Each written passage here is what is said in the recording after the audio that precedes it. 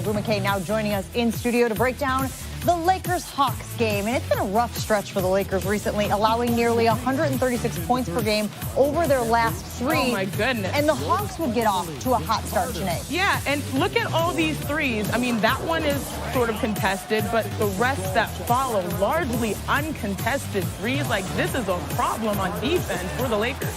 That's Vince Carter hitting the three there. Like a fine wine, guys. Gucci Mane of the audience loves the effort. Not to be confused with Gucci Mane, a team anchor on our network. LeBron would get his teammates involved, however, and that's huge. A big assist night for LeBron. Yeah, despite all the drama with this Lakers organization and saying, hey, LeBron has a big part of it, he still comes to play each and every game. LeBron dishing off to his teammates regularly. They're open for shots. Ooh, takes a veteran to see something like that.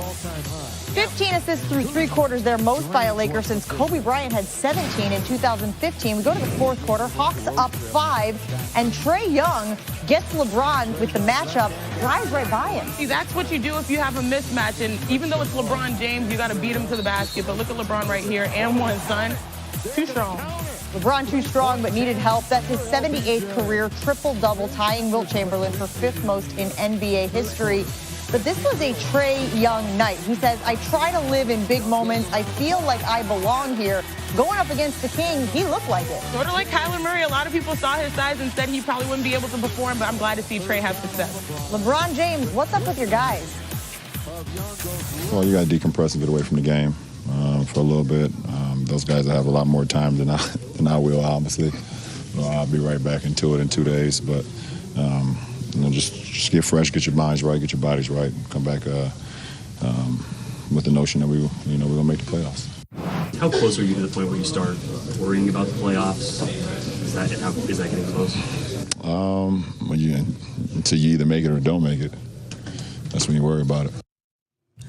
Let's go by the numbers. Lakers at the All-Star break, and guys, they are not pretty. LA is 28-29, 10th in the West, 2.5 games behind the 8th place Kings right now. And the last time a LeBron-led team was outside the playoff picture looking in at the break was his rookie season with the Cavs. We should also mention this. The Lakers are 6-12 in the 18 games they've played without James this season.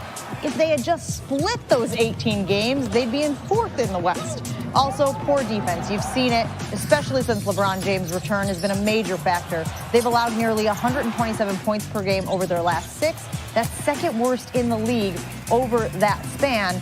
And the road doesn't get any easier for this squad. According to our Basketball Power Index, the Lakers have played the 14th hardest schedule so far this season, but the remaining schedule ranks 4th in the NBA. Here's something else to remember. The 18-11 record that the Lakers had through mid-December. Yes, I know LeBron went out with the injury on Christmas Day. They've now gone 10-18 since then. They have not been awesome since his return, just 2-4 since his return. Where do we want to start? What is the biggest issue with that team right now? The biggest issue with the Lakers right now is their mindset, and it's a weak mindset. I'm not talking about LeBron James or Kyle Kuzma or even Rajon Rondo, because those guys have performed consistently. If you look at LeBron, he had a beefy triple-double, but I'm talking about the rest of the guys, because how bad do you want it? You're only 2 games back from the 8th position in the West. How bad do you want it? And this is technically shown on defense. They let the Hawks go off on them. 10 threes in the first 12 minutes, the first quarter. That's a franchise record for the Hawks. That shows how bad do you want it. These guys are sort of checked out. Again, 38-point first quarter by the Hawks. This cannot happen if you're fighting to make the playoffs. And I think if you look at this team, they started off the year, yay, I'm playing with LeBron James. Then they got hit with a reality check as the trade deadline came. Now, how mature are you going to be to really make this playoff push? Because yes, you may not win an NBA championship, but you can still make the playoffs. That's something worth to play for. And it's not going to be easy because the BPI has them favored in just 1 of their next 5 games. They don't play again until February the 21st. Can we get to the other big game? Let's do it. Last night, Celtics and Sixers. The Sixers have been 2-0 since they got Tobias Harris into the fold, but they're 1 and just 1 win. 1-6 I think, this season against the Bucks, the Raptors, the Celtics. Ben Simmons. Hey, put that in the scouting report. Okay, thank you very much. Simmons 16 points in this one. He loves the fake handoff. That's in the scouting report, but I see why no one wants them problems right there. No, because you don't want the revenge, and that's literally what happened on the next play. Yeah, no, for real though, look at Jason Tatum. A lot of people say this Celtics team gets up only for big games. Well, clearly they do. That's playoff Tatum right there. Tatum, 20 points. Slender. 10 rebounds. At this moment, the Celtics trailed by 1. We're going to go to the fourth quarter Hold me now. back, bro. They hype. Sixers down 2. Joel Embiid gets the ball down low. Al Horford guarding him. Embiid. Okay.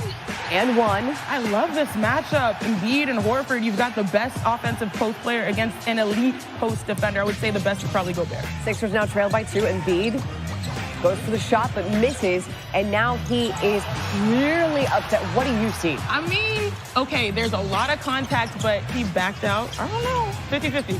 He does have some choice words. Everybody for his suck. Probably going to be out of Tell me how you really feel, Joel. after that one.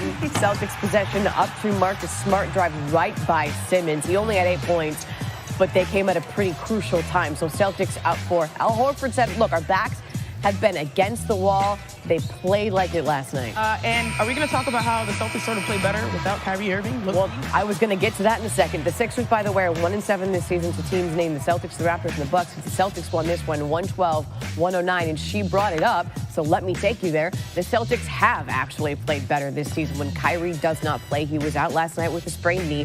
They are 8-2 without him. But it's more than just the record because the Celtics have averaged more points and they allow fewer points per game when Kyrie doesn't play. They're locked in. On SportsCenter, so a bit of an ew moment last night. Klay Thompson and the Warriors taking on the Jazz. This from the Oracle. This is the ew moment. Thompson tries to push off Donovan Mitchell, but appears, I'm just going to say, no, he does hurt his finger. When your finger gets caught in the jersey and comes out pointing in the wrong direction. Oh, yeah, I know. I'm like, I don't want to look at it. The Warriors called it a sprain. He went to the locker room, and then 28 minutes later, he came back into the game, and I think the finger looks just fine. What did they do to that thing?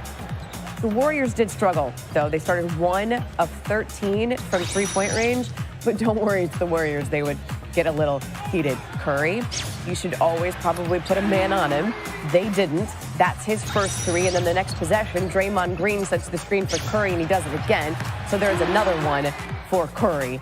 Started slow, got hot, had 5 threes by the end of the game. So that's boom, boom, boom. Kevin Durant, this time to Andre Iguodala, corner 3. Warriors hit 3 threes in a row, but they only led by 3 at the half. In the third now, Jazz down 2. Donovan Mitchell, I can do it. He hits that 3, and then a few possessions later, a little bit space, hits that one. 25 points from Mitchell. The Jazz scored 40 points in the third quarter, and they led by 3. That's it. Fourth quarter now, Warriors trailing by 2. Thompson played 32 minutes, even missing time to fix the boo-boo. 22 points. Kevin Durant kicks it out to Curry. Off balance, doesn't matter. And then another one for Curry. Hits it. That would pretty much do it. 24 points for Curry. 5th straight win for the Warriors. Thompson, Katie, Steph, they all scored at least 20. The Warriors are 41-4 in the app. You know what time of the year it is?